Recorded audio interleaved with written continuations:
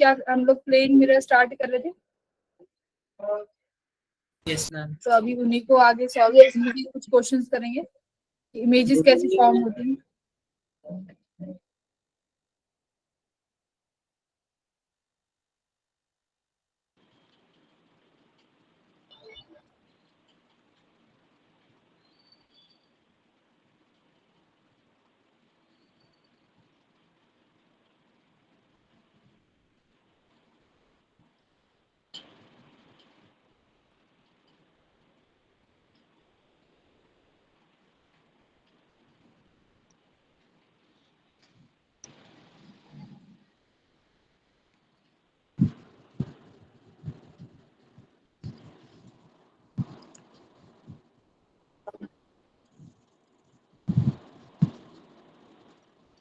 तो पहले स्टार्ट करते हैं एक क्वेश्चन से, क्वेश्चन दूंगी, वो क्वेश्चन कंप्लीट करना है तुम्हें।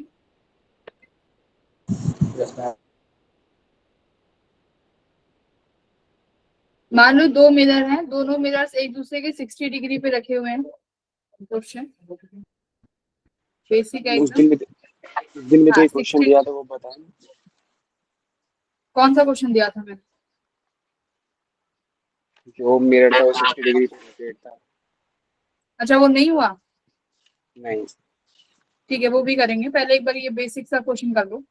क्वेश्चन नंबर 1, ये दो मिरर हैं, ये 60 डिग्री पे अलाइंड है एक दूसरे के, ठीक है। एक रे आती है ऐसे पैरेलल, जस्ट मान लो ये मिरर M1 है, ये मिरर M2 है। तो जस्ट एकदम इसके पैरेलल आ रही है, इंसिडेंट होती है, M2 के पैरेलल है। जो रिफ्लेक्टेड रे होगी, इमर्जेंट रे होगी, उसका मुझे एंगल बताओ from the mirror M2। Find, reflective. हाँ, find the angle of emergent रे।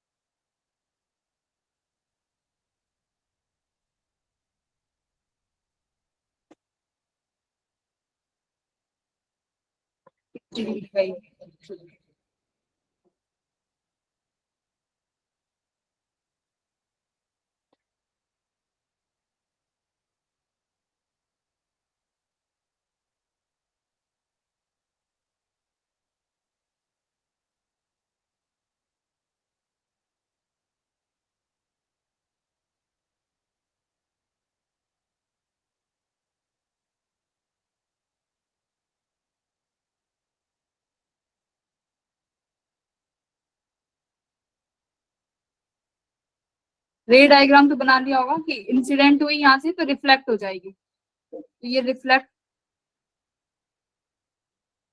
होगी, मान लो ऐसे, ये रिफ्लेक्ट हुई। अब रिफ्लेक्ट होके वापस इस मिरर के लिए reflected ray as incident ray का काम कर रही है, और ये ऐसे रे क्या हो जाएगी, इमर्ज हो जाएगी, है ना। तो ये इमर्जेंट रे हो गई तुम्हारी।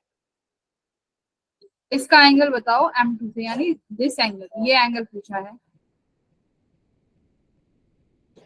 तो देखो क्या करते हैं, सबसे पहले ना I और R के बीच में नॉर्मल ड्रॉ कर लो। तो I और R के बीच में ये M1 के लिए ये IR है, ये तुम्हारा नॉर्मल हो गया, ठीक है। यस। तो नॉर्मल से मिरर का एंगल 90 डिग्री होगा, ये एंगल 60 है, ये एंगल कितना हो जाएगा बोलो?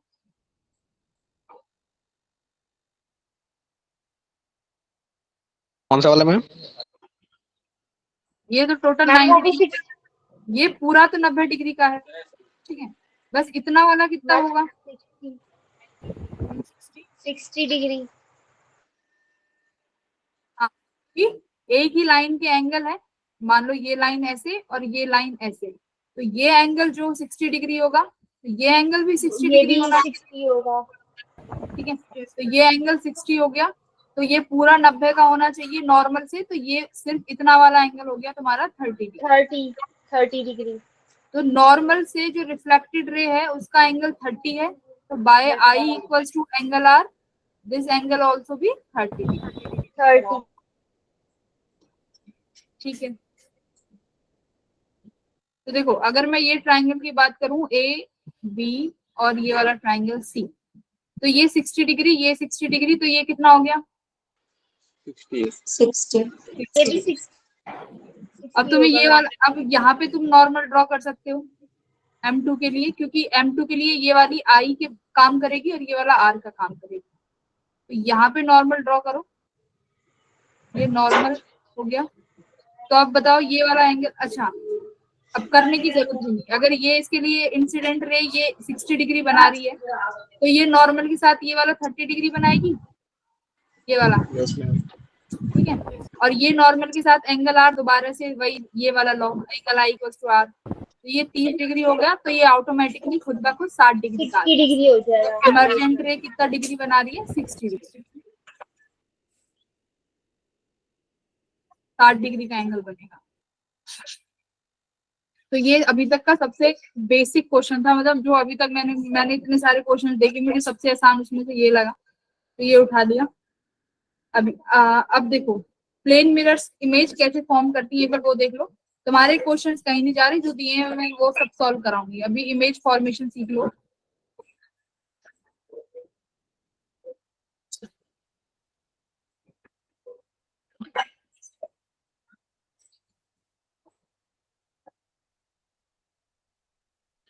मतलब कि अगर आप image formation by two mirrors, अगर टू प्लेन मिरर्स रखे हैं तब कैसे इमेज बनती है, कितनी इमेज बनेगी, वो थोड़ा सा एक बार देखेंगे। मान लो तुम्हारे पास दो प्लेन मिरर रखे हैं पैरेलल, पैरेलली रखे हुए हैं, यानी थीटा कितना है इनके बीच में? 180 डिग्री पैरेलल रखे हैं। नहीं ना, तो अभी देखो अगर मैंने ऑब्जेक्ट माना, यहाँ पे एक ऑब्जेक्ट रखा हुआ है, ये तुम्हारे मिरर है, ये मिरर M1 और ये मिरर M2। तो नंबर ऑफ इमेजेस की बात करेंगे कि नंबर ऑफ इमेजेस कितनी फॉर्म होंगी, तो कितनी इमेज बनी? इंफिनिटी। हाँ, नंबर ऑफ इमेजेस यहाँ पे इस केस में कितनी बन जाएंगी तुम्हारे पास? इन्फिनिटी। Very good. कैसे बनेंगी इन्फिनिटी? देखो मान लो ये यहाँ से 1 मीटर की दूरी पर है, तो ये वाली इमेज यहाँ पर बच्चों कितनी दूरी पे बनेगी इस वाले मिरर के लिए? 1 मीटर। एकदम 1 मीटर की दूरी पे, ठीक है। ओके, तो ये M2 के लिए पहली इमेज है। अब M1 की वाली इमेज भी जस्ट इसके यहाँ पर बनेगी 1 मीटर की दूरी पर। तो ये यहाँ पर इसकी पहली इमेज, जिसको मैं बोलूंगी I1 डैश। अब देखो जो ये वाली मिरर, ये वाली जो इमेज है, इस M1 मिरर के लिए कैसा एक्ट करेगी? एज अ ऑब्जेक्ट, है ना। जो I1 वाली इमेज है मिरर M1 के लिए एज अ ऑब्जेक्ट ट्रीट करेगी इसको। तो M1 से I1 की इमेज कितनी दूरी पे हो गई? 3 मीटर की दूरी पे। तो यहाँ पर एक और इमेज बन जाएगी। देखो 1 मीटर ये रहा, और सॉरी 1 मीटर तो ये ऑलरेडी है, तो 2 मीटर्स आगे एक और इमेज बनेगी which is I2 dash, I2। तो यानी यहाँ पे क्या होगा, फिर इसकी जो I1 इमेज है M1 की, वो M2 के लिए ऑब्जेक्ट का काम करेगी। फिर यहाँ पर एक 30 मीटर की दूरी पर एक इमेज बनेगी I2। तो यानी ये सब एक दूसरे के लिए कैसा काम कर रहे हैं? As a virtual object. जितनी भी इमेज बनेंगी वो दूसरे वाले मिरर के लिए एज अ वर्चुअल ऑब्जेक्ट काम करेगी, है ना। तो यानी ऐसे इंफिनिटी केसेस बनते चले जाएंगे। और अगर रे डायग्राम देखना है तो ये ऐसे, मान लो यहाँ से एक रे इंसिडेंट हुई, तो ये यहाँ पे जाके रिफ्लेक्ट हो गई। अब चीज यहाँ पे क्या सीखने की है? जो सीखने की चीज है वो ये है कि जब तक रे मिरर पर इंसिडेंट होती रहेगी तब तक तुम्हें इमेज मिलेगी, अदरवाइज इमेज नहीं मिलेगी। तो देखो ये यहाँ पे इंसिडेंट हो गई, यानी ये इंसिडेंट हो गई, ये इसकी रिफ्लेक्टेड रे होगी। तो यहाँ पे अगर इमेज बनाना चाहो तो ये यहाँ पर इमेज बन गई। सिमिलरली यहाँ पर रे इंसिडेंट हुई, फिर ये यहाँ पर जाके ऐसे रिफ्लेक्ट हो गई, तो यहाँ पर जाके तुम्हें एक इमेज मिल गई, ठीक है। तो अब ये इंसिडेंट और ये रिफ्लेक्शन क्या होता रहेगा? कैरी फॉरवर्ड होता रहेगा, क्योंकि इमेज कैसा होगा? ये इनफाइनाइट मान लो मिरर जा रहे हैं, तो नंबर ऑफ इमेजेस भी कितनी मिल गई तुम्हें? इनफाइनाइट, ठीक है। तो इसका एक क्वेश्चन है, वो एक क्वेश्चन सॉल्व कर दो। क्वेश्चन इसके बेस पे एक question number 7।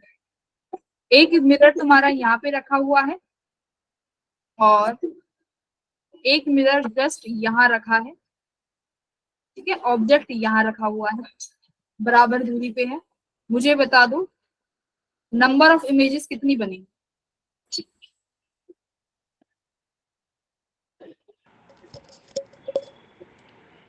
Number of images form.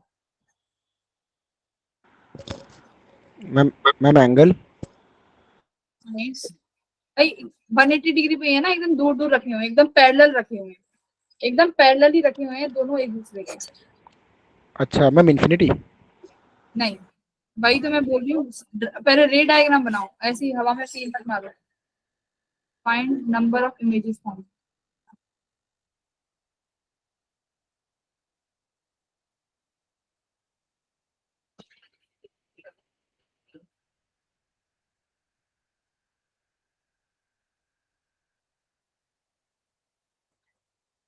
Infinite के लिए रे को बार बार उस पे इंसिडेंट होना जरूरी है मिरर पे। तो देखो तुम्हारा रे डायग्राम कैसे बनाओगे। 0 है क्या? हाँ कितना? 0। अच्छा ओके, चलो ऑप्शन दे देते हैं। 0, 1, 2 और 4। These are options. Ray diagram बनाओ, रे डायग्राम।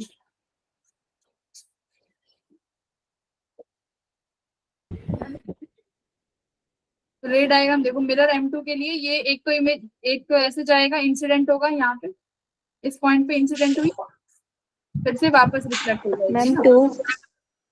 एक और कैसे जाएगी?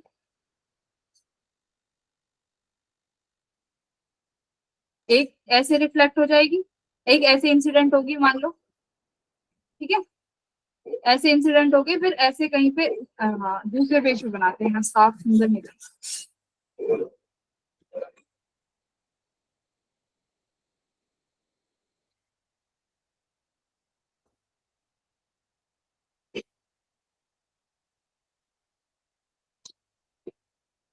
ये यहाँ पे इनके बीचों बीच ऑब्जेक्ट रखा हुआ है। तो देखो दो रेस चाहिए मुझे इमेज बनाने के लिए, तो एक तो रे ऐसे चली गई और एक ऐसे आ गई वापस। अब एक यहाँ पे इंसिडेंट होगी मिरर के, और ये वापस देखो ऐसे रिफ्लेक्ट हो गई। तो अभी दोबारा नहीं पड़ी ना इसके पीछे। अब मैं कौन सी रे ट्रेस करती हूँ बोलो हमेशा? Reflected ray. उस दिन क्लास में बताया था, पीछे की तरफ कौन सी रे ट्रेस होगी? जो रिफ्लेक्टेड रे होगी। तो ये रिफ्लेक्टेड रे है, मैंने यहाँ पे रिट्रेस करी, और एक यहाँ पे रिफ्लेक्टेड रे होगी जो मैं इसे रिट्रेस करूंगी, तो यहाँ पर एक इमेज बनेगी, ठीक है। अब ये ऑब्जेक्ट है, सिमिलरली ये ऑब्जेक्ट इस वाले मिरर पे क्या करेगा? एक रे यहाँ से इंसिडेंट होगी, और ये पैरेलल है तो इंसिडेंट होगी वापस, सॉरी परपेंडिकुलर है, तो इसका रिफ्लेक्टेड रे भी एज इट इज हो जाएगा, ठीक है। और हमेशा रिट्रेस करेंगे रिफ्लेक्टेड रे को, तो एक रे यहाँ पे ट्रेस हो जाएगी ऐसे, ओके। अब इस मिरर से एक रे यहाँ पर इंसिडेंट होगी इस तरीके से, ये इंसिडेंट हुई, अब ये रिफ्लेक्ट हो गई, ठीक है। अब रिफ्लेक्टेड रे को रिट्रेस करते हैं हमेशा, तो ये रिफ्लेक्टेड रे, इसको रिट्रेस करो,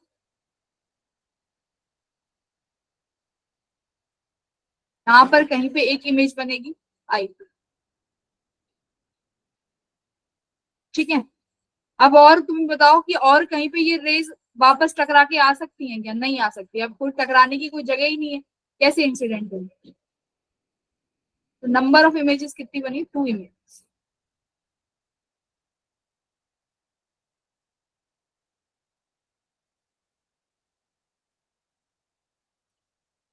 जिन्होंने पहली क्लास अटेंड करी थी उनको दिक्कत नहीं आनी चाहिए।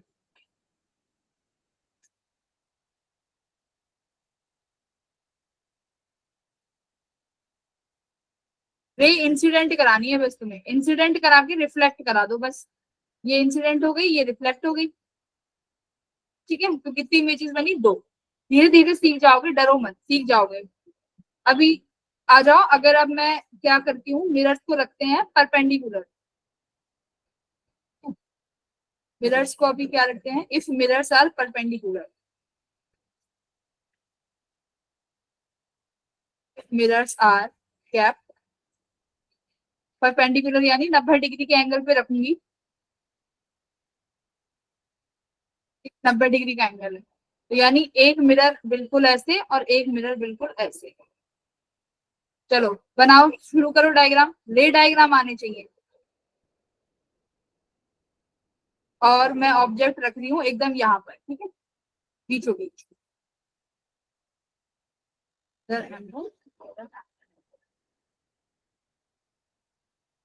देखो, एक तो ऐसे जाएगा सीधा, ठीक है, इंसिडेंट होगी रे, तो वापस इसको तुम रिट्रेस कर लो कहीं यहाँ पे, तभी एक और इमेज, एक और इसके लिए रे चाहिए होगी। एक और रे कैसे बनाएंगे?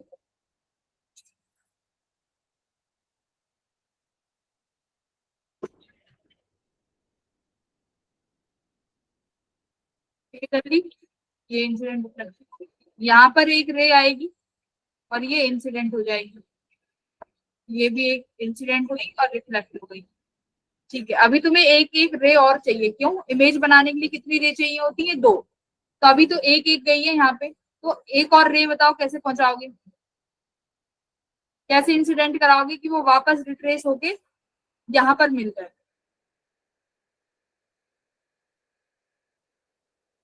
मैम एंगल पर। कैसे करो, किस एंगल पे?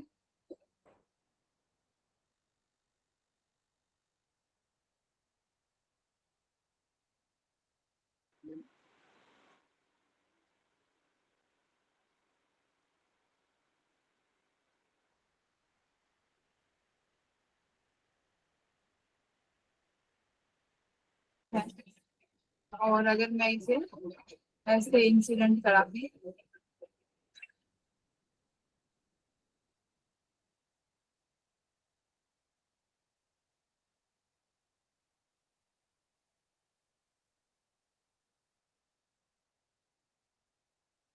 तो ऊपर बना दूं क्या डायग्राम, थोड़ा सा सही बन जाए।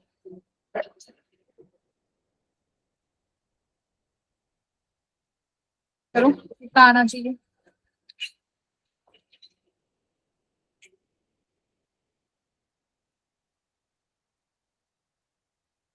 इमेजेस बनेंगे।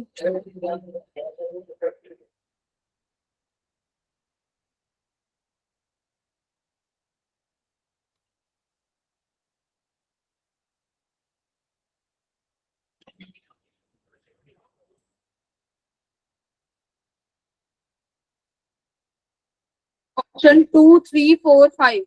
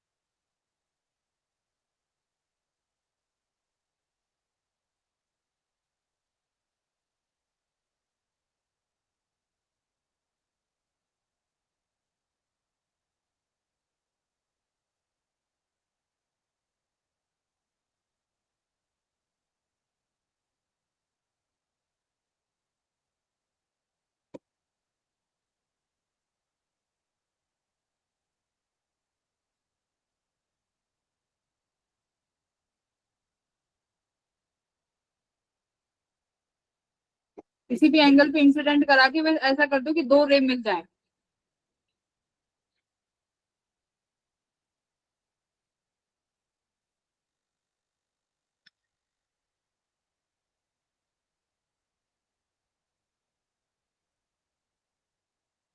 एक ऑप्शन है फिर इसके बाद, देखो तुम्हें इतना तो पता चल गया कि यहाँ पे एक इमेज बनने वाली है और एक इमेज यहाँ पे बनने वाली है। अब वो इमेजेस कैसे बनाओगे, कहीं ना कहीं से रिफ्लेक्ट करा दो कोई भी। अगर ऐसे जाके ऐसे चली गई कोई रे, इंसिडेंट हुई और ये रिफ्लेक्ट हो गई, और तुम्हें रिट्रेस करानी होती है रिफ्लेक्टेड रे, तो ये कहीं पे रिफ्लेक्ट इंसिडेंट हो जाएगी, ये हो जाएगी। सिमिलरली यहाँ से कोई इमेज को इंसिडेंट करा के रिफ्लेक्ट करा दो, ठीक है, ये हो गई रिफ्लेक्टेड रे, तो इसको यहाँ पे रिट्रेस करा दोगे, तो ये बन गई दो इमेजेस। ठीक है, तो अभी देखो मैंने ये इमेजेस एकदम परपेंडिकुलरली यहाँ पे इंसिडेंट करेंगे। ओके, क्या कुछ ऐसी भी होंगी ना कि एक इमेज यहाँ बने, बोलो यहाँ पे I3,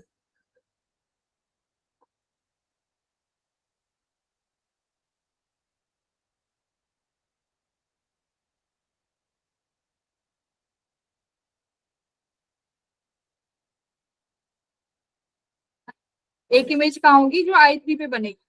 कैसे बनेगी देखो, अभी तो मैंने डायरेक्टली एक्ट कराया है, अब कुछ ना कुछ रेज ऐसी होंगी जो या तो किसी एंगल पे गिरेंगी, है ना, ये जो मिरर है इस पे डायरेक्टली ना गिर के किसी एंगल पे जाए, जैसे कि मान लो ऐसे कोई रे गई, ऐसे इंसिडेंट हुई और फिर यहाँ पे वो रे रिफ्लेक्ट हो गई, ठीक है, इस तरीके से, तो यहाँ से रिफ्लेक्ट हो गई वो ऐसे चली गई।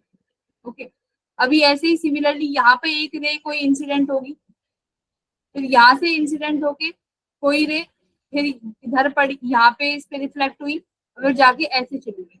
अब इन दो रेस को तुम जब यहाँ पे मीट कराओगे,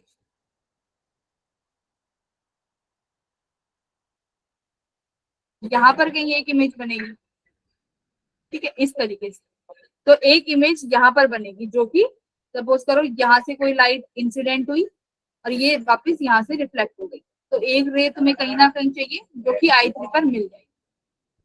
तो कितनी इमेजेस बनेंगी, 3 इमेजेस। और क्या बोल सकते हो, अब देखो, अब होने को क्या होना चाहिए था, जो I2 वाली इमेज है ना, जो I2 वाली इमेज है वो क्या कर रही है, उसका जो M2 के लिए जो वर्चुअल ऑब्जेक्ट का काम करेगी और उसकी वजह से जो इमेज बनेगी ना वो सब कोइंसाइड कर गई।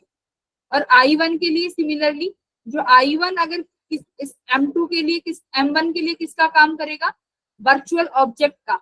अब ये जो इमेज बनाएगी वर्चुअल ऑब्जेक्ट की तरह, इससे बनने वाली इमेज भी कोइंसाइड करेगी। तो ऐसी इमेजेस को क्या बोलते हैं, कोइंसाइडेड इमेज। वरना सुनो और इमेजेस भी बन जाती है, क्योंकि I1 कैसा काम करेगा, देखो वर्चुअल ऑब्जेक्ट है ना, मान लो वर्चुअल ऑब्जेक्ट का काम करेगा, तो ये वर्चुअल ऑब्जेक्ट M1 को क्या वर्चुअल ऑब्जेक्ट बनेगा तो इसकी इमेज बनाएगा। तो वो इमेज अगर मान लो थोड़ा सा भी इधर उधर बनती तो यू विल सी और भी ज्यादा इमेजेस, बट ये इमेजेस जो इनकी वजह से इमेज बनेगी वो I3 के साथ क्या कर जाएंगी, कोइंसाइड कर जाएंगी। तो जो I3 की इंटेंसिटी होगी ना वो भी बिल्कुल क्लियर विजिबल होगी, इस इमेज की इंटेंसिटी भी बिल्कुल क्लियर विजिबल होगी।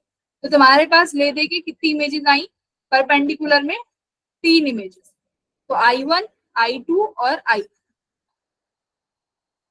ठीक है। इसका एक क्वेश्चन है, ये मुझे ढूंढना नहीं पढ़ना चाहिए, होना चाहिए। परपेंडिकुलर अगर 2 इमेजेस रखी हुई है, हाँ मिल गया।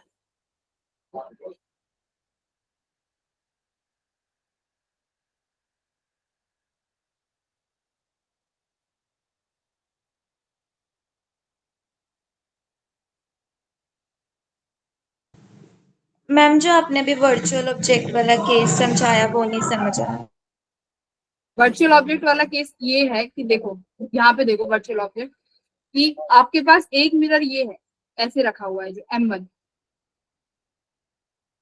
ठीक है, M1 यहाँ पर एक इमेज बनी है, ठीक है, ये एक इमेज बन गई। तो M1 के लिए ये इमेज एक ऑब्जेक्ट है जो कि इसके सामने रखा हुआ है, ये है तो इमेज जो कि M2 ने बनाई है, पर M1 के लिए ये वाली इमेज एज अ ऑब्जेक्ट काम कर रही है क्योंकि ये इसके सामने रखा है, क्योंकि भाई इस इमेज से कुछ रेज यहाँ पे रिफ्लेक्ट करेंगी ना, देखो ऐसे करके कुछ रे इंसिडेंट हुई, ये रिफ्लेक्ट हो गई, तो रिफ्लेक्टेड रे को जब तुम यहाँ पे इंसिडेंट कराओगे ऐसे, तो ये वाली जो इमेज I1 थी ये M1 के लिए ऑब्जेक्ट काम कर रही है कि नहीं कर रही, बोलो।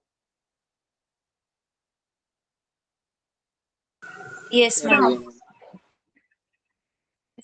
ये इमेज इसके सामने रखी है तो इस इमेज से कुछ रेज इंसिडेंट होंगी M1 पे, वो रे रिफ्लेक्ट होंगी, तो मतलब जो ये I1 है ये M1 के लिए वर्चुअल ऑब्जेक्ट का काम कर रहा है। तो इसकी इमेज मैंने यहाँ पे रिट्रेस कर ली, एक रे तो मुझे मिल गई, कहीं ना कहीं से तुम्हें भी पता है अगर एक मिल गई तो दूसरी भी मिल जाएगी, तो मतलब इमेज बनेगी यहाँ पे, राइट। तो इसको बोला गया है वर्चुअल ऑब्जेक्ट। वर्चुअल ऑब्जेक्ट का मतलब है कि कोई इमेज किसी मिरर के लिए ऑब्जेक्ट का काम कर रही है ना, है तो इमेज पर वो मिरर M1 के लिए ऑब्जेक्ट का काम कर रही है, तो उसको क्या नाम दिया मैंने, वर्चुअल ऑब्जेक्ट। वर्चुअल अब हुआ क्या, ऑब्जेक्ट। अब जो M1 इस I1 की वजह से इमेज बना रहा है, वो इमेज रियल इमेज के साथ कोइंसाइड कर गई, है ना। हुआ क्या, इस रियल इमेज के साथ कोइंसाइड कर गई। जैसे I2 मिरर ने, इस M1 ने एक मिरर इमेज बनाई I1 की वजह से, वो भी यही बनी, ठीक है। I1 ने इमेज बनाई, वो भी यहाँ बन गई, और जो रियल इमेज बनी इसकी वजह से वो भी यहाँ बन गई। मतलब ये सारी इमेज कोइंसाइड कर गई एक ही जगह पे, जब तुमने मिरर 90 डिग्री पर रखा हुआ है, ठीक है। ये है, ये क्लियर है। Okay ma'am, yes ma'am. हाँ, अब देखो एक चीज और, अब मान लो जनरल केस लेके चलते हैं। अभी तो जनरल केस लेके चल रहे हैं, 90, 60, 70 तुम्हें कितने भी डिग्री का मिल सकता है, तुम्हें कैसे सॉल्व करना है। हर बार तो ऐसे बना के नहीं देखोगे, कई बार दिक्कत हो जाएगी, तो देखो कैसे करेंगे। पर कई केसेस में ना ऐसे भी होगा कि जिसमें तुम्हें इमेज बना के ही पता चलेगा, अदरवाइज नहीं पता चलेगा। अब देखो जनरल केस में लेके चलो, सपोज करो तुम्हारे पास 2 मिरर है, ध्यान से देखना इस क्वेश्चन को।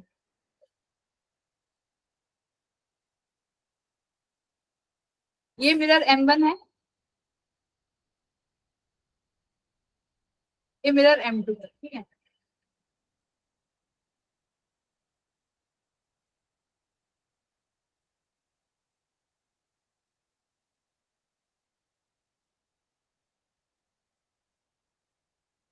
मान लो यहाँ पर कोई ऑब्जेक्ट रखा है इस लाइन पे, ठीक है, यहाँ पे ये एंगल अल्फा बना रहा है ऑब्जेक्ट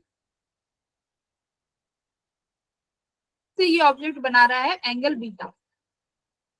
ये है एंगल, एक ऑब्जेक्ट बना रहा है M1 से अल्फा एंगल, और ऑब्जेक्ट बना रहा है एक एंगल से बीटा एंगल। अब देखो क्या होगा, M1 जब इस ऑब्जेक्ट की इमेज बनाएगा, मान लो ऑब्जेक्ट पॉइंट साइज भी हो सकता है, यहाँ पे है, ठीक है।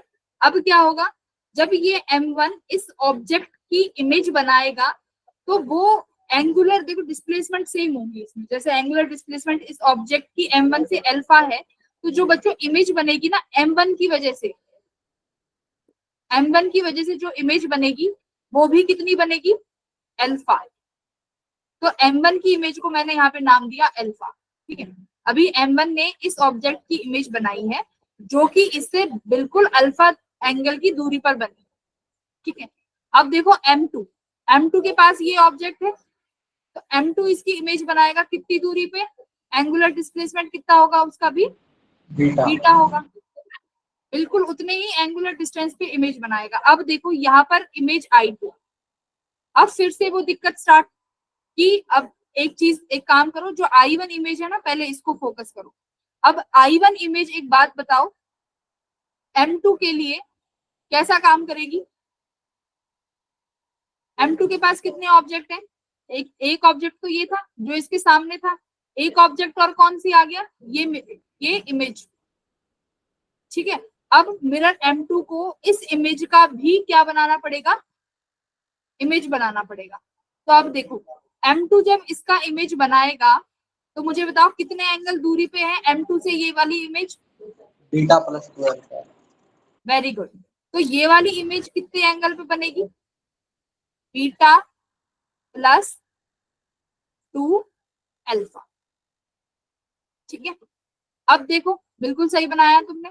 इसकी ये I2, ये कौन सी इमेज हो गई, चलो ये वाली इसकी वजह से I1 डैश है, ये I1 डैश, ये I2 I1 डैश वाली जो सबसे पहली इमेज थी जो M2 ने बनाई है। अब सिमिलरली M1 के लिए ये वाली जो इमेज है एज अ ऑब्जेक्ट काम करेगी, क्योंकि ये M1 के सामने बनी हुई है ये इमेज, हाँ या ना। Yes ma'am. अब देखो, अब M1 इसको क्या मान रहा है, ऑब्जेक्ट, इस इमेज को M1 ऑब्जेक्ट मान रहा है। अब तुम बताओ M1 से जब ये इमेज बनाएगा इस ऑब्जेक्ट की, तो कितनी दूरी पे बनाएगा, गिनो, अल्फा प्लस, तो ये जो इमेज बनेगी बच्चों, ये बनेगी अल्फा प्लस बीटा। मैम हाँ, मैम ये जो आपने, अच्छा मैम जो आपने एंगल लिखा है वो तो सिर्फ 2 बीटा ही होगा ना, अल्फा तो हो गया ना, पूरा लिखा है। कहाँ पे किस किस के बीच में, एक बार बताओ। जो आपने अल्फा प्लस 2 बीटा लिखा है वहां पे तो सिर्फ 2 बीटा ही आएगा ना। अच्छा सुनो, 2 बीटा मैंने M2 से लेके, मुझे M2 से लेके ऑब्जेक्ट की एंगल लेना है, तो M2 ये रहा, और मेरा ऑब्जेक्ट कहाँ है, ऑब्जेक्ट कौन सा है मेरा, सुनो नहीं, M1 के लिए बना रहे थे ना, M1 से लेके इस वाले ऑब्जेक्ट के लिए I1 के लिए, तो ये अल्फा हो गया, ये वाला बीटा, और एक ये बीटा। तो I1 M1 से लेके तुम I1 को देखो जो कि ऑब्जेक्ट है, कितना एंगल है, गिनो। अल्फा प्लस बीटा, तो अल्फा प्लस 2 बीटा। तो M1 से जो, अब ये ऐसा केस हो गया कि M1 यहाँ पे है, और जो ऑब्जेक्ट है जो कि M2 की इमेज है वो क्या बन गया, अब ऑब्जेक्ट बन गया। अब इनके बीच में एंगल कितना है, अल्फा प्लस 2 बीटा। 90। तो अब M1 इतनी ही दूरी पे इमेज बनाएगा ना, अल्फा प्लस 2 बीटा, इस तो हम तरीके। ये एंगल M1 से है ना। एंगल हाँ, एंगल तुम्हें कहाँ से लेना है, एंगल लेना है जिस मिरर से लेके ऑब्जेक्ट तक का डिस्टेंस, ठीक है। एंगल कौन सा लोगे, मिरर से ऑब्जेक्ट का डिस्टेंस, और फिर जो इमेज बनाओगे, सुनो एक रटो मत, ऐसे समझो। जब ये एक मिरर होता था, मिरर से ये ऑब्जेक्ट होता था, और ये इमेज है, मान this is image, this is object. अगर ये x मीटर दूरी पे है तो इमेज भी कितने दूरी पे बनेगी, x मीटर। तो ये x तुमने कहाँ से मेजर किया है, मिरर से ना, मिरर से मेजर किया। तो अभी इसमें भी बस ये समझ लो, ये एंगुलर डिस्प्लेसमेंट है तो वही distance, but this is angular displacement. तो तुम्हें क्या देखना है, ये M1 से इमेज की डिस्टेंस, तो M1 से इमेज की डिस्टेंस कितनी है, अल्फा प्लस 2 बीटा। तो इमेज भी कितनी दूरी पे बनेगी, उतनी ही दूरी पे, अल्फा प्लस 2 बीटा, ठीक है। वही सेम चीज है, एंगुलर डिस्प्लेसमेंट आ गई है। अब मेरा सवाल है, एक चीज बताओ, ये प्रोसेस कब तक चलती रहेगी, ये प्रोसेस कब तक कंटिन्यू होती रहेगी, ये प्रोसेस जब तक कंटिन्यू होती रहेगी जब तक कोई एक इमेज मिरर के बैकवर्ड डायरेक्शन में आ जाए 180 डिग्री पे, जब इमेज बनेगी नहीं।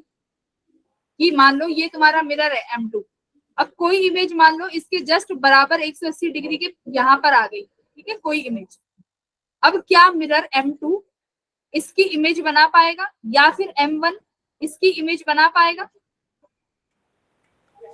बना पाएगा, है ना।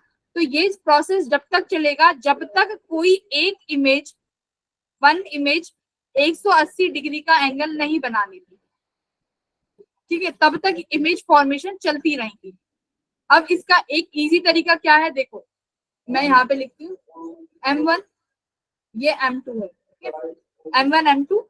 अब M1 ने ऑब्जेक्ट, M1 का ऑब्जेक्ट से कितना एंगल था, अल्फा, M2 का कितना था, बीटा। तो ये मैं क्या बता रही हूँ, इमेज। तो ये पहली इमेज बनी M1 की, कितनी दूरी पे बनी, पहली इमेज देखो, पहली इमेज कितनी दूरी पे बनी, अल्फा पे, और M2 की पहली इमेज कितनी दूरी पे बनी, बीटा पे। अब देखो दूसरी इमेज, तो दूसरी इमेज के लिए तुम्हें क्या करना है, इनके बीच का एंगल कितना है, दोनों मिरर्स के बीच का एंगल अल्फा प्लस बीटा, दोनों मिरर का एंगल अल्फा प्लस बीटा है। तो यहाँ पे आओ, अब ऐड कर दो, बीटा में अल्फा प्लस बीटा कितना हो गया, alpha plus 2 beta, alpha plus 2 beta. तो M1 की दूसरी इमेज कहाँ बनेगी, कितने एंगल पे, इमेज दूसरी अल्फा प्लस 2 बीटा, देख लो यहाँ अल्फा प्लस ये बीटा दूसरी इमेज M1 की। ओके, अब M2 की दूसरी इमेज ऐड करते जाओ, अल्फा में अल्फा प्लस बीटा ऐड कर दो, सीधा सीधा ऐड कर दो। 2 अल्फा बीटा।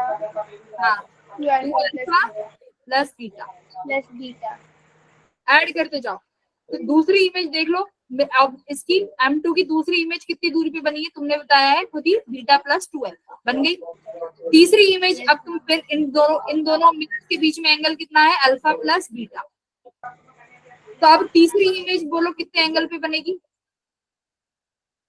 मैम इसका हो जाएगा alpha plus 2 beta 2 alpha plus 3 beta. Plus इसकी तीसरी इमेज, M2 की तीसरी इमेज, मैम वही अब अल्फा प्लस बीटा ऐड कर दो, 3 अल्फा प्लस अब यही मेरा सवाल था कि कब तक ये प्रोसेस चलती रहेगी, जब तक ये एंगल 180 डिग्री के बराबर नहीं होगा। जैसे ही 180 हुआ, इमेज फॉर्मेशन क्लोज। बोलो। जैसे कि मान लो ये M1 है, ये M2, कोई दो मिरर है, मैं जैसे एग्जांपल देती हूँ।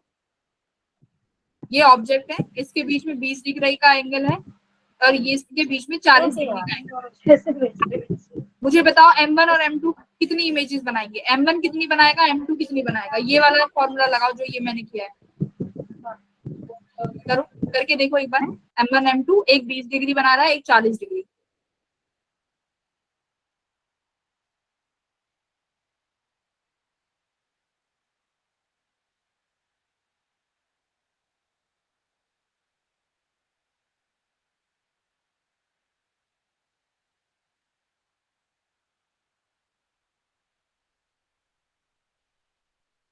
तो दोनों के बीच में एक तो 20 डिग्री पे इमेज बनेगी, एक 40 पे, फिर दूसरी इमेज ऐड करते चले जाओ, जब तक ऐड करो जब तक एंगल 180 ना हो जाए। 180 आते ही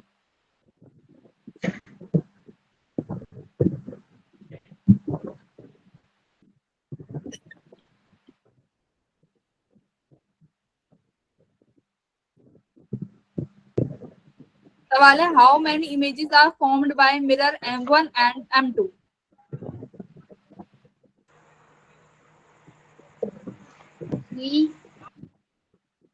थ्री किससे बन रही है?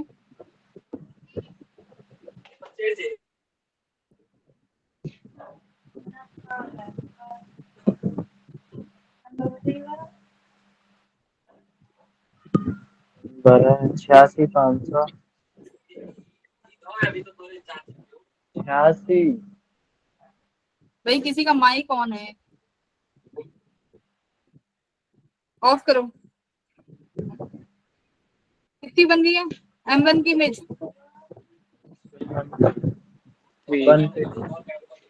3।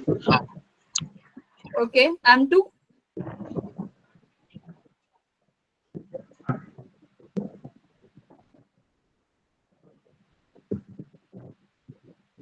चलो मैं बना के देखती हूँ।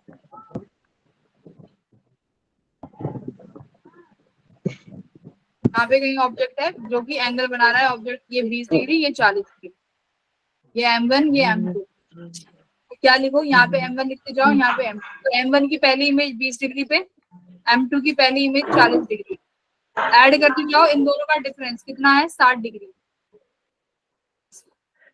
तो ये कितना बनेगा, देखो 60 प्लस 40 100,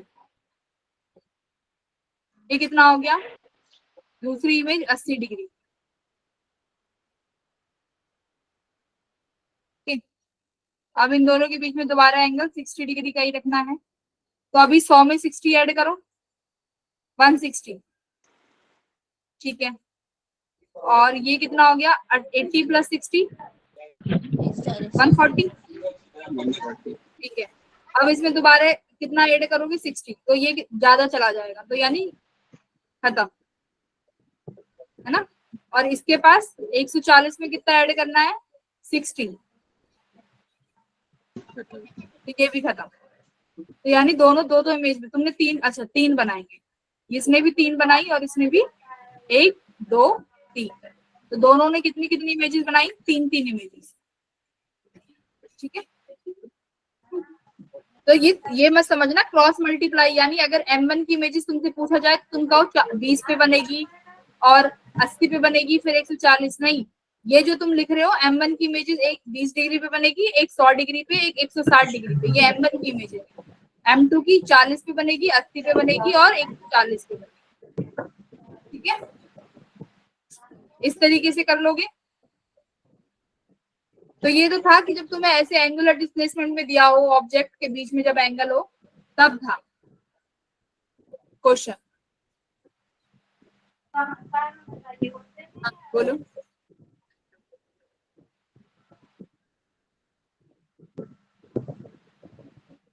मैम अगर एंगल 180 से ज्यादा होगा तब तो बननी चाहिए फिर।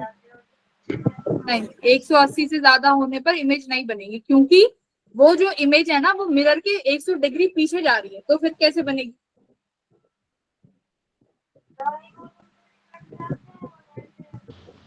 Okay ma'am. तो ये छोटा सा एक ट्रिक थी, बट मैक्सिमम केसों में मैं बता रही हूँ ये यूज नहीं होगी, तुम्हें वही बना के देखना पड़ेगा। जैसे कि मैंने तुम्हें एक क्वेश्चन दिया था, क्वेश्चन क्या था? क्वेश्चन जो तुम्हारा होमवर्क क्वेश्चन था तो क्या था, एक बार मुझे बताना। कि एक मिरर रखा हुआ है, 60 डिग्री पर है ना, ऐसे। यस और यहाँ पर जस्ट इसके परपेंडिकुलरली यहाँ ऑब्जेक्ट रखा हुआ था, है ना, ये। और यहाँ पर एक रेफरेंस लाइन थी, ये एक रेफरेंस लाइन थी। अगर ये डिस्टेंस d है तो यहाँ ऑब्जेक्ट से ये वाली डिस्टेंस भी d है। तो तुम्हें ये बताना था कि अगर मान लो कोई ऑब्जर्वर इस लाइन पे मूव करेगा, ए बी लाइन पे, तो उसको जो इमेज है वो कितनी दिखेगी। अगर इसकी लेंथ, मिरर की लेंथ l थी जो कि 2d के बराबर है ना, ये था क्वेश्चन। तो तुम्हें बताना था कि ऑब्जर्वर अगर ए बी लाइन पे मूव कर रहा है तो इस ए बी लाइन का कितना डिस्टेंस है जिससे तुम्हें इमेज दिखेगी। फाइंड द ए बी का डिस्टेंस की इमेज दिखे। तो सबसे पहले इमेज बनाओ तभी दिखेगी। बनाओ, इमेज बनाओ। तो कैसे बनाए? 2 पॉइंट है इसका, एक ये पॉइंट और एक मिरर का ये पॉइंट। तो यहां से पहले तो एक रे को इंसिडेंट कराओगे, ये रे इंसिडेंट हुई, इंसिडेंट होगी रिफ्लेक्ट हो जाएगी।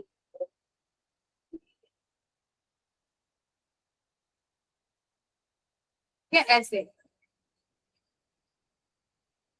तो ये इंसिडेंट हो गई और ये रिफ्लेक्टेड रे हो गई। फिर ये रे यहाँ पे इंसिडेंट होगी। देखो हमेशा मैं मिरर के, तुम देखना मैं मिरर के एंड पॉइंट तक ले जा रही हूँ, क्योंकि वो मैक्सिमम पॉइंट है जहां तक रे रीच करेगी और इमेज मिलेगी। तो एक्सट्रीम पॉइंट तक लेके गई और यहाँ से रे को फिर से क्या करा दिया, रिफ्लेक्ट। अब इमेज कहाँ बनेगी? उसके लिए रिफ्लेक्टेड रे को ट्रेस करना पड़ेगा बैकवर्ड। तो ये मैंने ट्रेस कर दिया और ये वाली रे, हाँ मम्मी जो आपने अभी ट्रेस करा है ये तो नॉर्मल होगा ना, ये रिफ्लेक्टेड रे कैसे होगी? ये नॉर्मल कहाँ हुआ? अभी नॉर्मल तो बनाया ही नहीं। अभी तो मैं इस वाली रे को ट्रेस कर रही हूँ एकदम बैक में, ठीक है। और इसको देखो ये मिरर मैम ये कितना, इंसिडेंट अभी अभी 90 डिग्री पे नहीं? अभी 90 नहीं है ना वो, अभी वो बनाऊंगी मैं, रुको। इसको सिंगल लाइन ही मानो मिरर को, वरना फिर क्वेश्चन हो नहीं रहा। अब ये जो रिफ्लेक्टेड रे है इसको तुमने, इसको कहाँ पे, इसको रिट्रेस कर दोगे बैकवर्ड डायरेक्शन में, और इसको यहाँ पे रिट्रेस कर दोगे एकदम बैकवर्ड। ट्रेस करानी है ये, इसको यहाँ पे बिल्कुल इसके यहाँ पे लेके रिट्रेस करा दो, यहाँ पे कहीं इमेज बनेगी।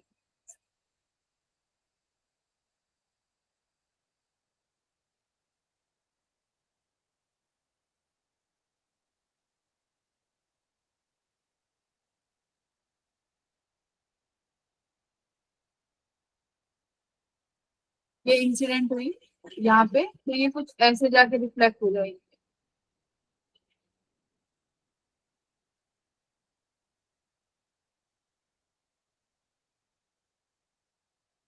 नहीं, अब यही क्वेश्चन है कि ये इमेज कहाँ से कहाँ तक दिखेगी। तो ये इमेज ए से लेके बी डिस्टेंस तक दिख रही है। ये ए से लेके मान लो ये पॉइंट है बी डैश।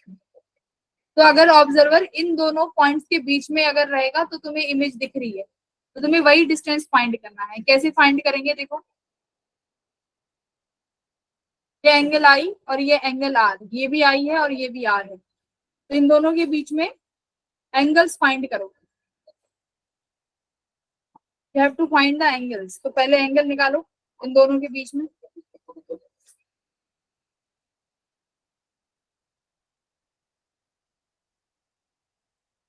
तो अब तुमने बोला था कि मैम नॉर्मल ड्रॉ करेंगे, तो नॉर्मल देखो हमेशा आई और आर के बीच में ड्रॉ होगा।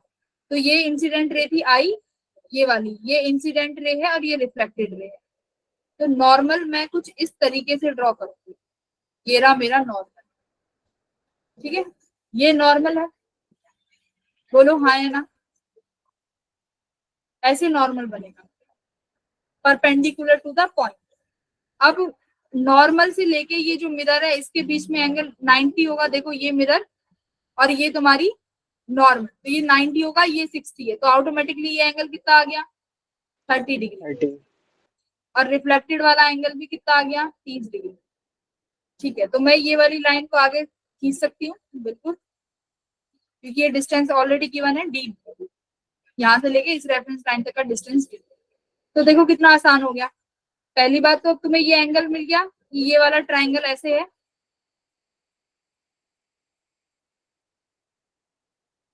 ये 60 डिग्री एंगल हो गया। और ये डिस्टेंस कितनी होगी डी प्लस डी, 2d।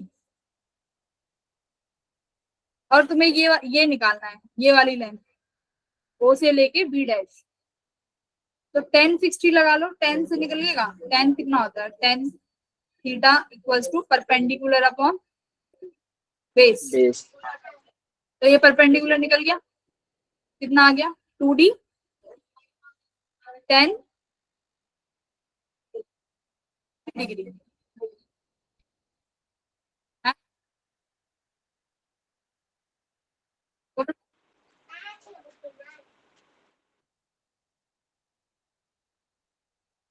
कोई दिक्कत? हमेशा ये याद रखना, जो नॉर्मल है ना वो इंसिडेंट और रिफ्लेक्टेड रे के बीच में बनाना, हमेशा इंसिडेंट और रिफ्लेक्टेड रे के बीच में, फिर कभी गलती नहीं करोगे। हमेशा नॉर्मल में गलती करते हैं, मैंने कई बच्चे देखे हैं नॉर्मल ना ऐसे बना रहे होंगे, मैं बता रही हूँ, कईयों ने नॉर्मल रिफ्लेक्टेड रे के ऐसे बाहर बना दिया होगा, ऐसे इस तरीके से ऐसे नॉर्मल ड्रॉ कर दिया होगा। तो ये सबसे गलत तरीका है, हमेशा नॉर्मल को रिफ्लेक्टेड और इंसिडेंट रे के बीच में बनाओ।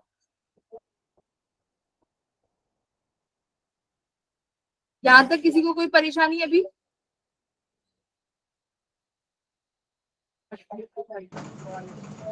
No ma'am. ओके, तो अभी ए और डिस्टेंस निकालो।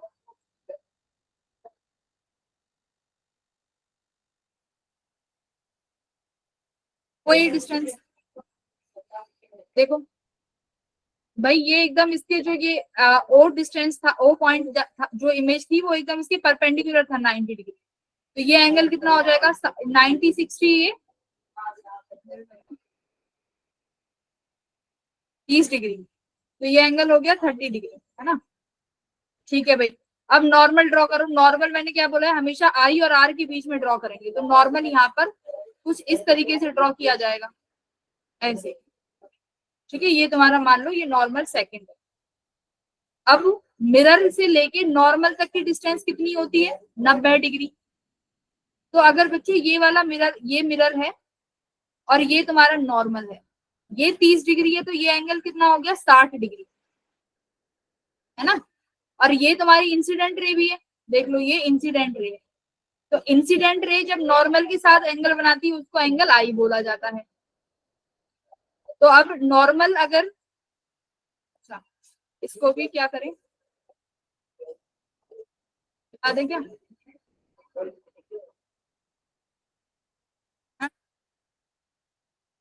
तो अब नॉर्मल के साथ जो रिफ्लेक्टेड रे एंगल बनाएगी वो भी कितना होगा 60 डिग्री, ये वाला एंगल। देखो रिफ्लेक्टेड रे नॉर्मल के साथ 60 डिग्री बना रही है, पर मुझे चाहिए ये वाली डिस्टेंस। मान लो इसको क्या माने ए पी मान लो भाई, मुझे ए पी फाइंड करना है, तो मुझे इस वाले ट्राइंगल का काम है। तो ये वाला एंगल कितना डिग्री का बनेगा बोलो? ये भी 60। 60 तो टोटल है ना, रिफ्लेक्टेड रे से नॉर्मल रे का एंगल 60, सिर्फ ये छोटा वाला एंगल 30 डिग्री। 30 डिग्री। ओके, अब ये वाली डिस्टेंस कितनी है यहाँ से लेके पी पॉइंट तक, देखो एकदम ऑब्जेक्ट से लेके यहाँ तक की डिस्टेंस विच इज डी। ये हो गया डी। फिर भी तो तुमने ओ से लेके बी डैश की वैल्यू निकाल ली, ए से पी निकाल लिया, पर ओ पी रह गया। अब ओपी बच्चों कैसे निकालोगे, देखो मिरर की डिस्टेंस, जो मिरर है इसका ये परपेंडिकुलर वाला कंपोनेंट विच इज कितना, आई एल है ना, मिरर की लेंथ कितनी है, l l is equals to 2 2d, given था क्वेश्चन में। ओके, तो अब ये कितना हो जाएगा, मिरर का देखो ये हॉरिजॉन्टल कंपोनेंट 60 डिग्री, ये वाला कंपोनेंट इसका sign component which is L sine 60 degree, और एल किसके बराबर है, 2d, मैं यहाँ लिख देती हूँ 2d साइन 60 डिग्री। अब एक बार मुझे ये तीनों ऐड करके बताओ, और बताओ कितना डिस्टेंस आ रहा है, टोटल लेंथ कितनी आ रही है। तो ऑब्जर्वर मतलब यहाँ से यहाँ तक इस इमेज को देख पाएगा।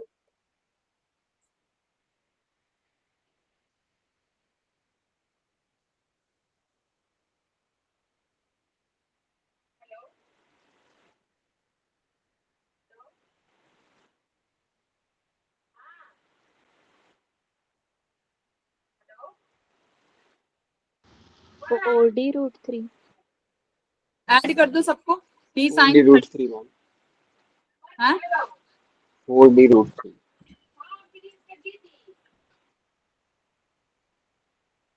30 tan 30 डिग्री कितना हो जाएगा, tan 30 कितना होता है 1/√3, 1/√3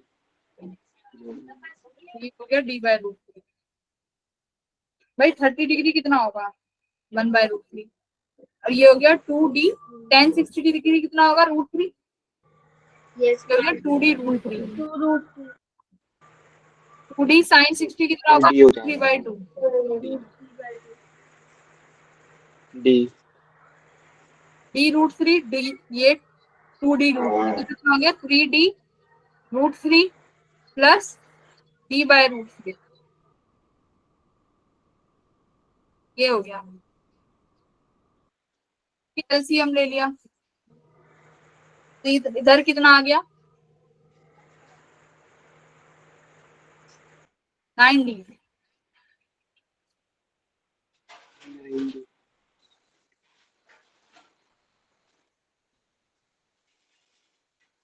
10d/√3 आ गया 10d/√3। तो ये डिस्टेंस है जहां तक तुम्हें ऑब्जर्वर को इमेज दिखेगी। ऑब्जर्वर को इमेज कहाँ दिखेगी, इमेज कहाँ बनी है ये, तो ये इमेज ऑब्जर्वर को इतनी दूरी पर दिखेगी। तो देखो क्वेश्चंस में कुछ भी नहीं है, तुम्हें क्या करना है, ऑब्जेक्ट की इमेजेस बनानी है। तो कैसे बनाओगे, एक तो मिरर के जो एंड पॉइंट है ना उन पर इंसिडेंट कराओ और वहां से रिफ्लेक्ट कराओ बस। तो मिरर के एंड पॉइंट पर इंसिडेंट कराई और रिफ्लेक्ट करा दी, और वो रिफ्लेक्टेड रे कहां पर जाएगी, जहां पर ऑब्जर्वर की लाइन है, तो वहां पर तुम उस लाइन को लेके गए, ठीक है। फिर तुम्हें एंगल निकालने थे कि जिससे तुम्हारी डिस्टेंस आ जाए। ओके एक क्वेश्चन और करो, एक क्वेश्चन है आसान सा ही है। मैम कल क्लास होगी, कल क्लास नहीं होगी शायद, तो एक क्वेश्चन करो।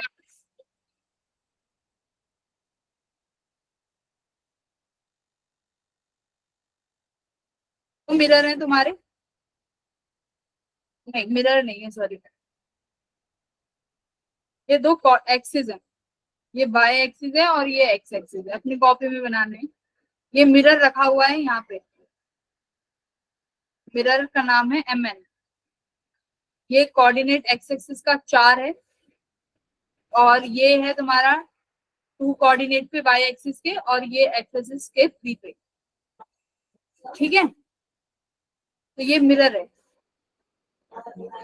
सवाल है वाई एक्सिस पे ऐसा रीजन बताओ जहां पर इमेज एग्जिस्ट करेगी, ठीक है। तो वाई पर तुम्हें वो रीजन निकालना है जहां पे इमेज एग्जिस्ट कर रही है।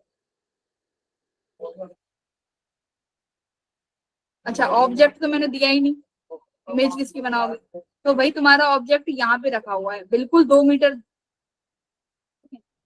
2 कोऑर्डिनेट पॉइंट है इसका 2, ये ऑरिजिन, ये 2 मीटर की डिस्टेंस है, ये भी 2 मीटर की डिस्टेंस,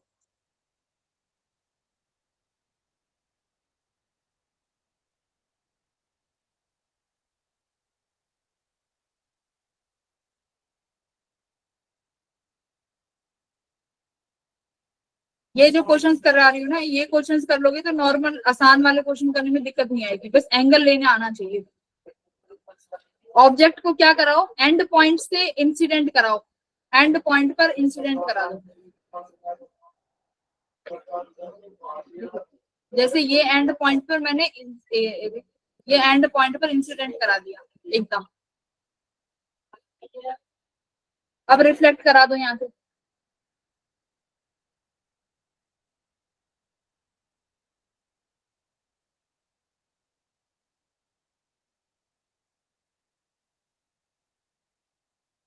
रिफ्लेक्ट हो जाएगी ना ये ऐसे, तो ये रिफ्लेक्ट हो गई। मतलब यहाँ पर तो इस रिफ्लेक्टेड रे को बैकवर्ड कहीं पे ट्रेस कर दो, यहाँ पे, और एक इमेज मान लो यहाँ से जाएगी तो यहाँ पर इमेज बन।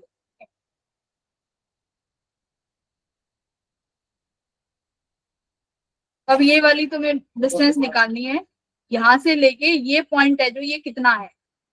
अब दूसरा देखो कैसे, दूसरा पॉइंट ये एन पॉइंट है, एन पॉइंट पर तुम यहाँ इंसिडेंट कराओगे एक रे, दोबारा से रे रिफ्लेक्ट हो जाएगी यहाँ पे। अभी देखो यहाँ से रिफ्लेक्ट होके ये चली गई, अब ये कहीं पे दोबारा इंसिडेंट नहीं होगी। तो पूरा तुम्हारा ये डिस्टेंस हो गया यहाँ से यहाँ तक, ये तुम्हें बताना है कितना है।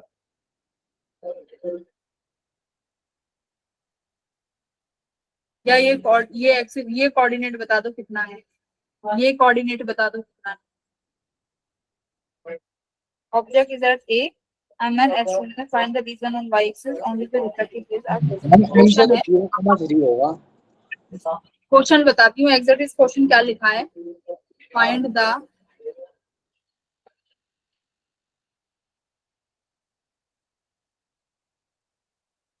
बस वेलोसिटी वाले क्वेश्चन करेंगे प्लेन मिरर के अगली क्लास में जब भी होगी, कि अगर वेलोसिटी कोई इमेज ऑब्जेक्ट की वेलोसिटी से मूव कर रहा है, मिरर किसी वेलोसिटी से मूव कर रहा है, तो क्या रिलेशन आएगा। तो अगली क्लास में ये करके फिर अपना प्लेन मिरर हम एंड कर देंगे।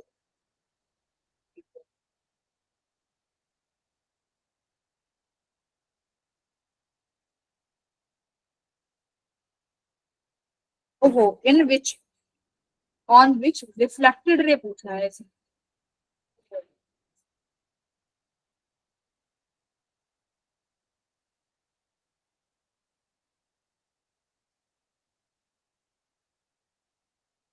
तो रिफ्लेक्टेड रे तो भाई ये दो पॉइंट है ए और बी, इन दोनों पॉइंट के मतलब तुमसे रीजन पूछे, मतलब इन दोनों का कोऑर्डिनेट एक्सिस बताओ कितना होगा। करो, रे डायग्राम बना दिया, अब तुम्हें सिर्फ आई आर ये निकालना, angle i angle are.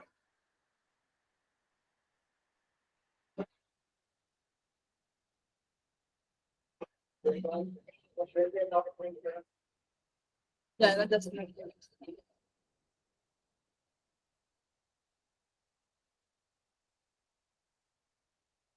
Image बनानी आ गई ना, रे डायग्राम्स तो बनाने आ गए। ऑब्जेक्ट से क्या करना है तुम्हें, मिरर के एक्सटेंट जो पॉइंट है उन पर इमेज इंसिडेंट करानी है। इंसिडेंट करा के रिफ्लेक्टेड जहां तुम्हारा मन करे किसी भी एंगल पे डाल दो, वो तुम्हें बस एंगल आई और एंगल आर से डिस्टेंस निकलेगी। तो ये जो डिस्टेंस है हमेशा याद रखना, एंगल आई और एंगल आर से निकाल पाओगे।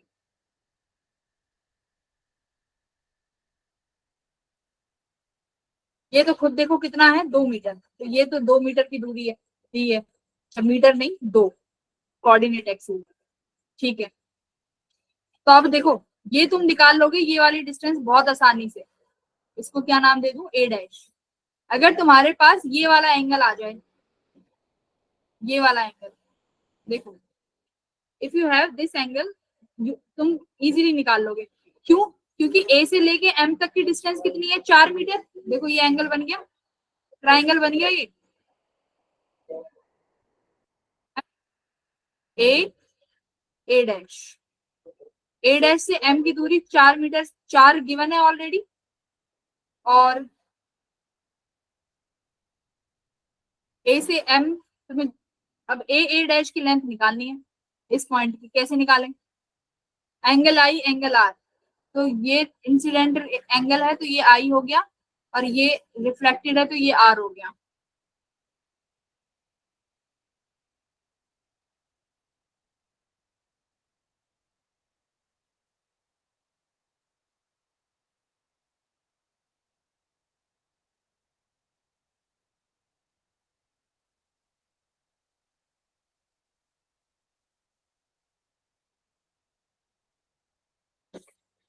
हो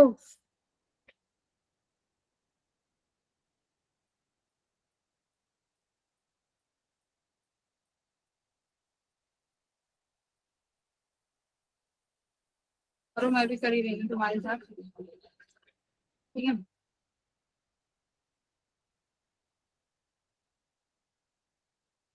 तो मैं इस लाइन को एक्सटेंड कर देती हूँ, तो ये 2 मीटर है, ये मेरे पास 2 मीटर है।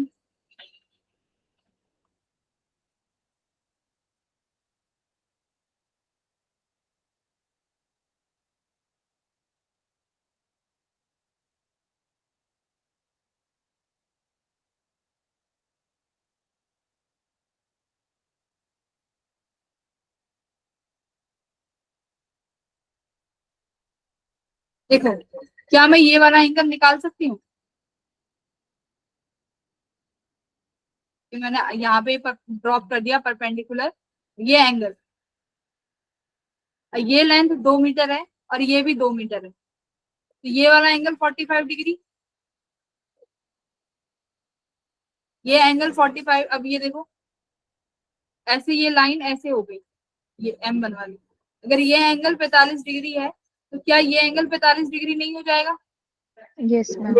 आई एंगल छोटू वाला, ये दूसरे कलर से बनाती हूँ।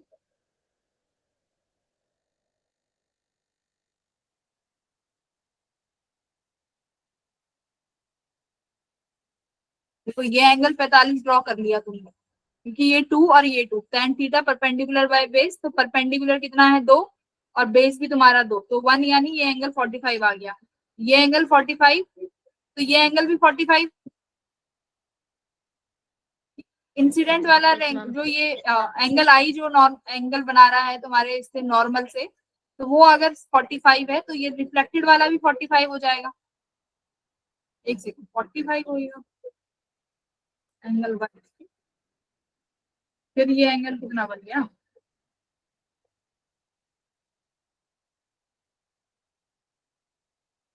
फोर्टी फाइव ही आ रहा है, तो ये 2 मीटर हो गया। तो ये एंगल 45 डिग्री आ गया। तो अगर ये एंगल 45 डिग्री है और ये डिस्टेंस कितनी है 4 मीटर, तो ये ए से लेके ए डैश कितना आ गया? देखो ये एंगल 45 डिग्री है और ए डैश कितना आ गया, और ये डिस्टेंस 4 मीटर है, तो tan थीटा लगा दो दोबारा। tan 45 यानी 1, परपेंडिकुलर कितना है ए डैश और बेस कितना है 4, यानी ए डैश कितना आ गया 4। तो अगर ये ऑलरेडी 2 है और ये डिस्टेंस 4 आई है, तो ये डिस्टेंस कितना हो गया 6, ये पॉइंट। तो यानी ए पॉइंट पे जो रिफ्लेक्टेड रे है ये कितने कोऑर्डिनेट पे है 6 पे, ठीक है। Yes ma'am. अब ऐसे क्या तुम दूसरे वाला निकाल सकते हो?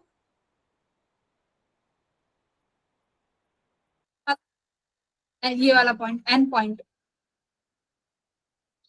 वाला, कि बी वाला जो कोऑर्डिनेट है ये कितना आएगा, आई ये रहा और एंगल आर भी ये रहा तुम्हारे पास। यहाँ पे कहीं पे नॉर्मल ड्रॉ कर लो, ये तुम्हारा नॉर्मल हो गया। और तुम्हें देखो, अगर तुम्हें ये थीटा मिल गया ये वाला, बल्ले बल्ले,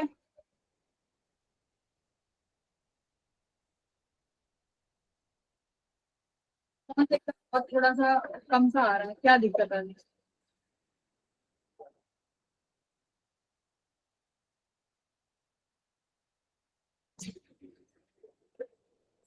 टफ लग रहा है क्या?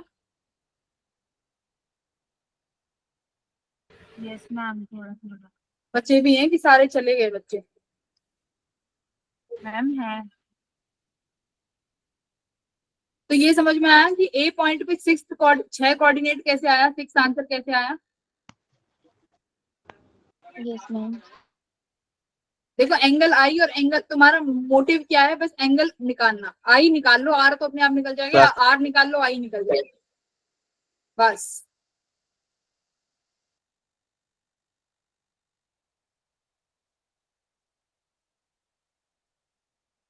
बी पॉइंट कितने पे है? करो कभी। मैम 12 आ रहा है।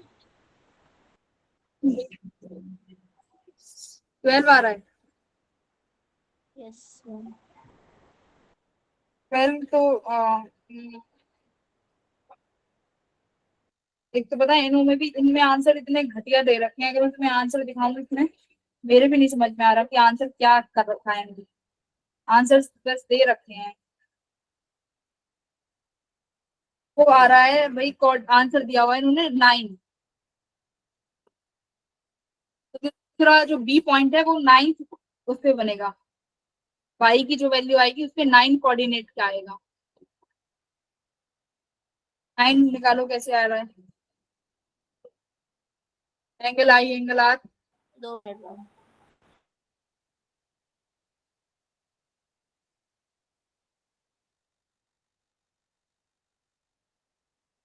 साफ साफ डायग्राम बनाओ एकदम।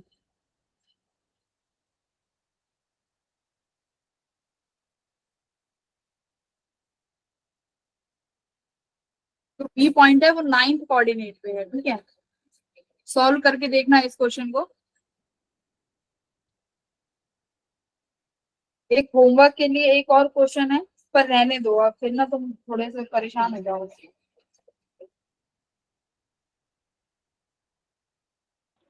मैम एक बार ये बता दो। या दे दूं क्वेश्चन? क्या बताऊं तुझको?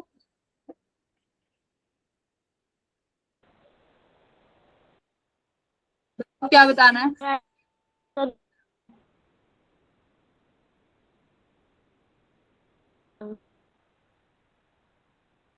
देखो अगर अब तुम दोबारा, अगर सिर्फ और सिर्फ एन पॉइंट की बात करूं तो अलग से एक बार स्लाइड लेते हैं।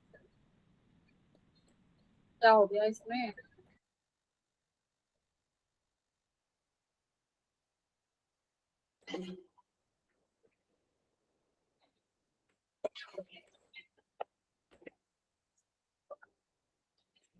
ठीक है।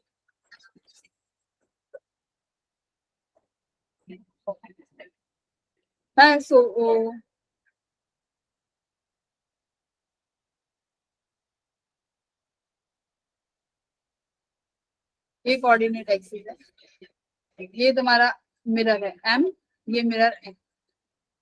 ऑब्जेक्ट यहाँ पर है भाई, 2 मीटर दूरी पे है यहाँ से। यहाँ पर ये इंसिडेंट होगा कहीं पे। अब रे रिफ्लेक्ट हो गई यहाँ से। अब एक पॉइंट यहाँ पे आया था इंसिडेंट का, और ये यहाँ पे रिफ्लेक्ट हो गया था, ठीक है। तो डिस्टेंस तो तुमने फाइंड कर लिया भाई, 4 मीटर आ गया था मैम। ये 2 ऑलरेडी है, तो दिस इज 6। अब ये वाला कैसे फाइंड करें? तो इसके लिए अगर देखो मैं यहाँ पर परपेंडिकुलर ड्रॉ करूं आई और आर के बीच में, नॉर्मल ड्रॉ कर दिया, तो ये एंगल आई और ये एंगल आर, और मिरर से ये एंगल 90 डिग्री पे है, ठीक है।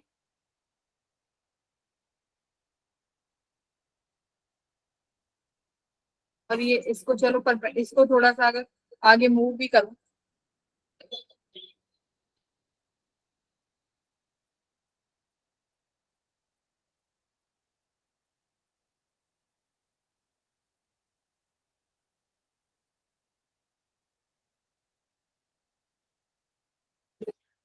अभी नॉर्मल ड्रॉ कर दिया ये नॉर्मल, उसको मैं आगे भी अगर ऐसे स्नैच कर दिया इस तरीके,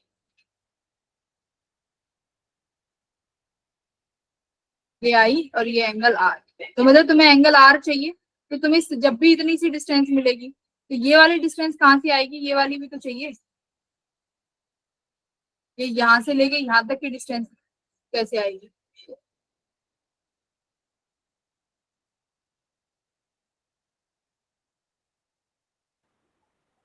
कौन सी मैम? एन एन तक? कोई नहीं, मुझे मतलब नहीं, ये कोऑर्डिनेट आएगा ना, पूरा देगा तो ये कोऑर्डिनेट ही। मैम आपने क्या कौन सी कह रही हो? डिस्टेंस बोली थी अभी? मैं बोल रही हूँ ये एंगल हाँ आर चाहिए ना मुझे, ये बी पॉइंट का मैंने तो ऐसे कोऑर्डिनेट किया चाहिए, था। ये बी पॉइंट का कोऑर्डिनेट निकाल। ये हाँ, ऑब्जेक्ट ऐसे। एन और ये जो एक ट्रायंगल बन रहा है ना नीचे,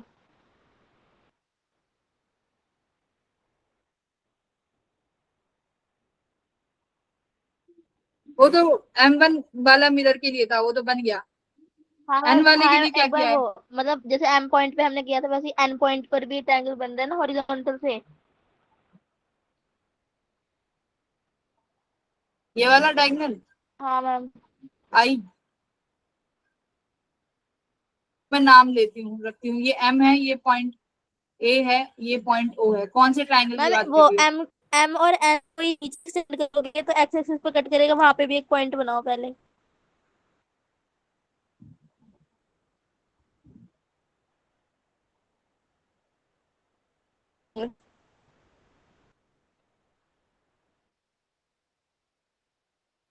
बस यही कट, अच्छा जो ये वाला पॉइंट है जो कट करेगा इसको, ये वाला। मैम ये जहाँ पे आपने टू लिखा है नीचे एक्स एक्सिस पर येलो से, वहां पर एक पॉइंट कोई नेम करो ना उसका, एक्स एक्सिस पे।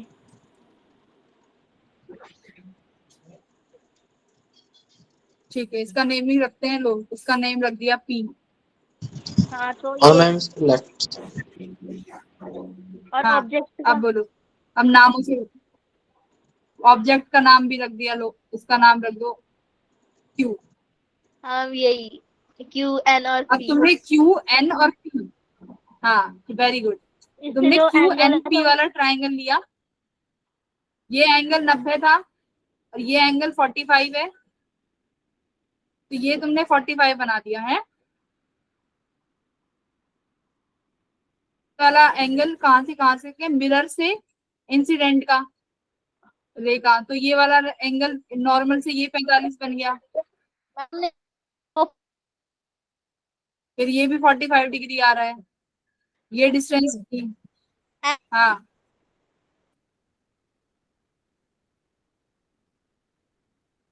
तो फिर ये देखो D45 डिग्री, तो ये कितना हो गया D45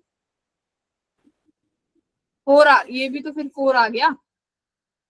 1045 equals to perpendicular by base, ma'am इसका बेस भी तो। सुनो तो, हाँ, बोलो। 45 डिग्री नहीं लिया मैंने। फिर क्या लिया है, बोलिए। मैम रुको, मैं बता, एक सेकेंड रुको। देखो, क्यू एन पी है ट्रायंगल, ठीक है? इसमें जो एन क्यू पी एंगल है वो टेन इनवर्स एन पी, मतलब परपेंडिकुलर अपॉन बेस जाएगा, टेन इनवर्स 3/2 ऐसे किया था मैंने, और एंगल दिया था, ठीक है, तो मैंने उसे इक्वेट कर दिया उससे, ऊपर वाले ट्रायंगल के एंगल से, वो दोनों सेम है ना, तो टेन इनवर्स उसका उससे भी कर दिया। मतलब आपको समझ में आया? पता नहीं क्या कह रही हो, नहीं समझ में आया। मेरे को, मैं आपको सोल्यूशन भेजूं? सॉल्यूशन भेजो, क्या कह रही है ये, मेरे हाँ, तो नहीं पल्ले पड़ रहा कुछ। व्हाट्सएप भेजो, और किसी का हुआ तो और भेजो, डायग्राम कैसे बनाया है, क्या करा है। भाई अब तो एक एक क्वेश्चन तो कर जाओ, जाते जाते इसका P पॉइंट का आंसर दे जाओ।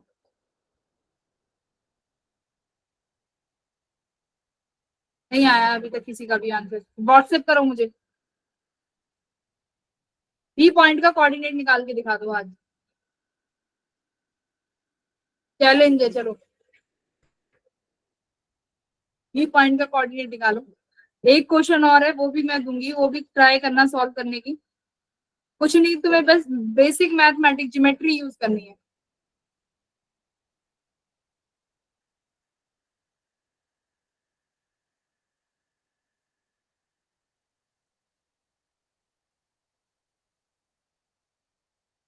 व्हाट्सएप नहीं आया किसी का?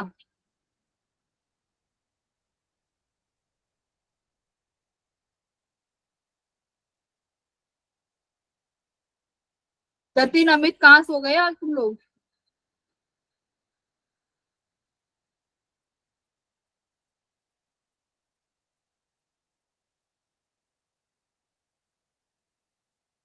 ओ, एक बार मुझे भी चेक करना पड़ेगा कि जो आंसर नो दिया हुआ है ये गलत है कि सही है भाई। मुझे क्या पता इसका आंसर गलत हो जो बुक में गिवन है, क्योंकि सॉल्यूशन नहीं प्रोवाइडेड है, बस आंसर दे के छोड़ा हुआ है।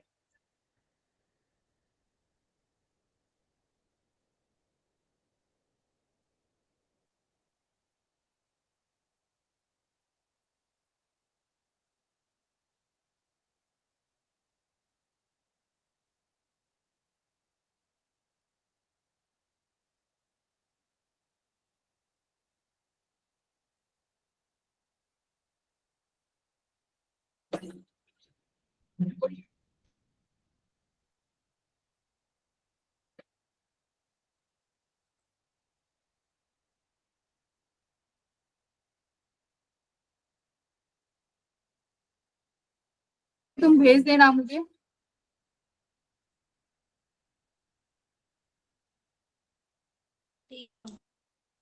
तब अगली क्लास में मिलते हैं भाई। Okay students, okay ma'am. Module से सॉल्व कर लेना, मॉड्यूल से सॉल्व कर लेना। और दीपांशी तुम मुझे क्वेश्चन भेज दो।